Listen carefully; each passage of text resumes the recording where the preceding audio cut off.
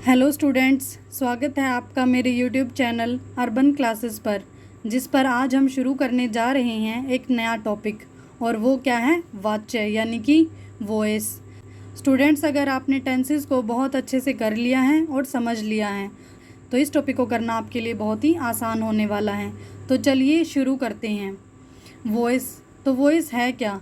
हम जिस तरीके से अपनी फीलिंग्स और इमोशंस को एक्सप्रेस करते हैं उस तरीके को हम क्या कहते हैं? वॉइस कहते हैं। यानी कि हमारा बोलने का तरीका क्या कहलाता है? वॉइस कहलाता है।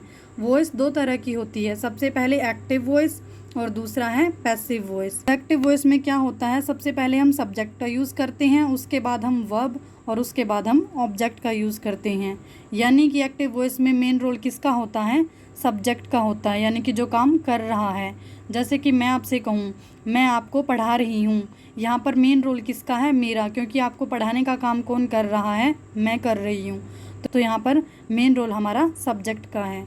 उसके बाद काम क्या हो रहा है? आपको पढ़ाने का। तो यहाँ पर वर्ब है हमारी पढ़ाना और ऑब्जेक्ट है आप सब।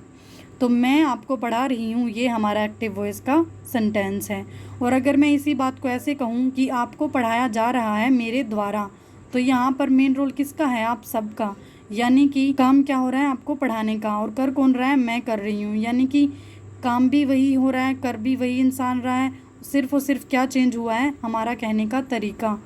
यानी कि आपको पढ़ाया जा रहा है मेरे द्वारा, ये हमारा पैसिव वॉइस का सेंटेंस है, क्योंकि यहाँ पर मेन रोल किसका है? ऑब्जेक्ट का है। हम कह सकते हैं कि एक्टिव वॉइस में मेन रोल सब्जेक्ट का होता है, यानी कि जोर किस पर दिया जाता है? सब्जेक्ट पर। सबसे पहले हम सब्जेक्ट का यूज़ करते हैं। और पैसिव वॉइस में हम सबसे पहले ऑब्जेक्ट का यूज़ करते हैं, यानी कि मेन रोल किसका होता है? ऑब्जेक्ट का। स्टूडेंट्स, हम सब ने टेंसेस को पढ़ा है और हमने देखा है सबसे पहले टेंसेस में हम किसका यूज़ करते हैं? सब्जेक्ट का। और उसके बाद हमारी हेल्पिंग वर्ब और उसके बाद वर्ब और लास्ट में हम ऑब्जेक्ट का यूज़ करते हैं। तो हम कह सकते हैं कि सारे के सारे जो टेंसेस हैं वो क्या हैं? एक्टिव वॉइस हैं। तो अब हमें क्या करना है? सिर्फ और सिर्फ पैसिव वॉइस के रूल्स को पढ़ना है। तो चलिए शुरू करते हैं।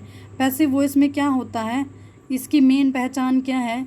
यहाँ पर मेन वर्ब की थर्ड फॉर्म यूज़ होती है, यानी कि जहाँ पर भी आपको वर्ब की थर्ड फॉर्म का यूज़ मिले वहाँ पर आपका पैसिव वॉइस सेंटेंस है। तो पैसिव वॉइस का सेंटेंस स्ट्रक्चर क्या है? सबसे पहले ऑब्जेक्ट, उसके बाद हेल्पिंग वर्ब, उसके बाद इसकी मेन पहचान यानी कि मेन वर्ब की थर्ड फॉर्म, उसके बाद बाय और उसके बाद सब्जेक्ट। जैसे कि इस एग्जाम्पल में देखिए, पूजा कुक्स द फूड, पूजा खाना पकाती है। सबसे पहले ये हमारा कौन सा टेंस है? प्रेजेंट इंडेफिनिट टेंस, क्योंकि लास्ट में हमने किसका यूज़ किया है? ती है का। मैंने आपको बताया था जहाँ पर भी हम ता है, ती है, ते है का यूज़ करते हैं वो हमारा प्रेजेंट इंडेफिनिट टेंस होता है। और प्रेजेंट इंडेफिनिट में क्या होता है? मेन वर्ब की फर्स्ट फॉर्म के साथ एस या ई एस का यूज़ होता है। तो ये हमारा प्रेजेंट इंडेफिनिट टेंस है। और सारे के सारे टेंसेस क्या होते हैं? Active voice. तो इसका मतलब ये हमारा एक्टिव वॉइस का एग्जाम्पल है या फिर एक्टिव वॉइस सेंटेंस है। तो अब हमें इसे कन्वर्ट करना है पैसिव वॉइस में, यानी कि पूजा खाना पकाती है। अगर मैं इसे दूसरे तरीके से कहूँ तो क्या होगा? खाना पकाया जाता है पूजा के द्वारा। ये हो गया हमारा पैसिव वॉइस। तो अब हम इसे कन्वर्ट करेंगे इंग्लिश में। तो सबसे पहले हम ऑब्जेक्ट का क्या बनाते हैं? सब्जेक्ट, यानी कि ऑब्जेक्ट हो गया हमारा सब्जेक्ट यानी कि द फूड। उसके बाद हेल्पिंग वर्ब, और प्रेजेंट इंडेफिनिट टेंस में हमारी हेल्पिंग वर्ब होती हैं इज़, एम और आर। तो फूड के साथ हम यूज़ करेंगे इज़ का। उसके बाद हमारी मेन वर्ब की थर्ड फॉर्म यानी कि कुक्ड, उसके बाद बाय, और उसके बाद जो हमारा सब्जेक्ट था वो क्या हो गया? ऑब्जेक्ट, यानी कि उसका हम लास्ट में यूज़ करेंगे तो पूजा। तो the food is cooked by puja, खाना पकाया जाता है पूजा के द्वारा। ये हमारा क्या हो गया? पैसिव वॉइस हो गया। हमने यहाँ पर सब्जेक्ट को ऑब्जेक्ट से क्या कर दिया? इंटरचेंज कर दिया। तो स्टूडेंट्स, हम सबसे पहले देखते हैं प्रेजेंट इंडेफिनिट टेंस। सबसे पहले सब्जेक्ट, उसके बाद मेन वर्ब की फर्स्ट फॉर्म, उसके साथ एस या ई एस और उसके बाद ऑब्जेक्ट। तो ये था हमारा प्रेजेंट इंडेफिनिट टेंस का सेंटेंस स्ट्रक्चर, या फिर मैं कहूँ ये है एक्टिव वॉइस। उसके बाद हमें इसे कन्वर्ट करना है पैसिव वॉइस में। तो हम सबसे पहले क्या करते हैं? सब्जेक्ट का क्या बनाते हैं? ऑब्जेक्ट। तो सबसे पहले ऑब्जेक्ट, उसके बाद हेल्पिंग वर्ब यूज़ करते हैं। और प्रेजेंट इंडेफिनिट टेंस में हमारी हेल्पिंग वर्ब है इज़, एम और आर। तो उसके बाद हम यूज़ करते हैं मेन वर्ब की थर्ड फॉर्म, जो हमारा सबसे ज़्यादा इम्पोर्टेंट है पैसिव वॉइस में। उसके बाद बाय और उसके बाद सब्जेक्ट।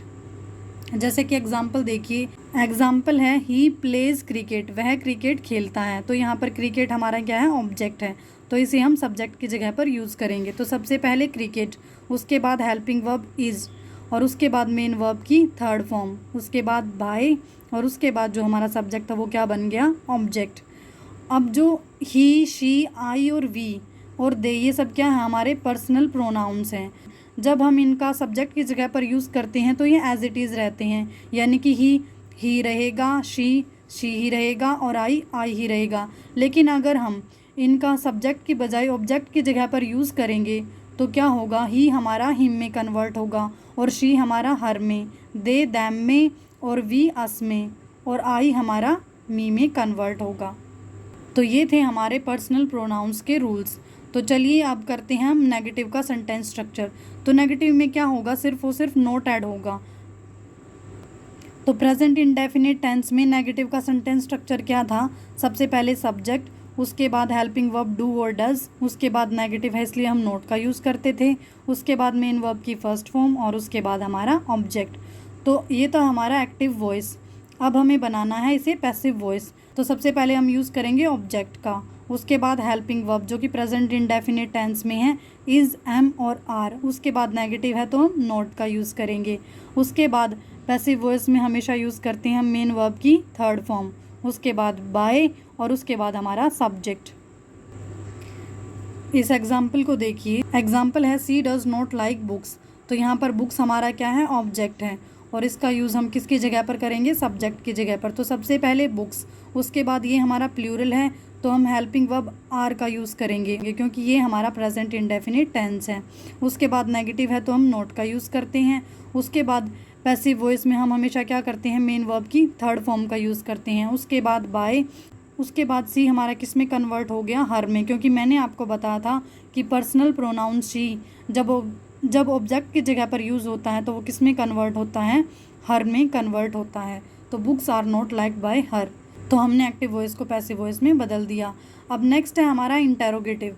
इंटेरोगेटिव में हम क्या करते हैं, सबसे पहले डू और डज यानी कि हेल्पिंग वर्ब, उसके बाद सब्जेक्ट, उसके बाद मेन वर्ब की फर्स्ट फॉर्म, और उसके बाद हमारा ऑब्जेक्ट, और लास्ट में मार्क ऑफ इंटेरोगेशन।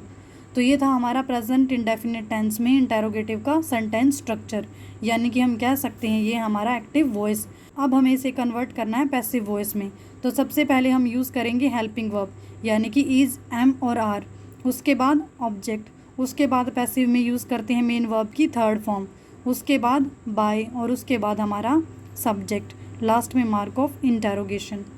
एग्जाम्पल है डू यू प्ले क्रिकेट। तो यहाँ पर क्रिकेट हमारा क्या है, ऑब्जेक्ट है, इसका यूज़ हम किसकी जगह पर करेंगे, सब्जेक्ट की जगह पर। तो इंटेरोगेटिव में सबसे पहले हम किसका यूज़ करेंगे, हेल्पिंग वर्ब यानी कि इज, उसके बाद हमारा ऑब्जेक्ट क्या बन गया, सब्जेक्ट यानी कि क्रिकेट, उसके बाद मेन वर्ब की थर्ड फॉर्म यानी कि प्लेड, उसके बाद बाय, उसके बाद हमारा जो सब्जेक्ट था वो क्या बन गया, ऑब्जेक्ट यानी कि यू, लास्ट में mark of interrogation. Is cricket played by you, ये हमारा किस में कन्वर्ट हो गया, पैसिव वॉइस में।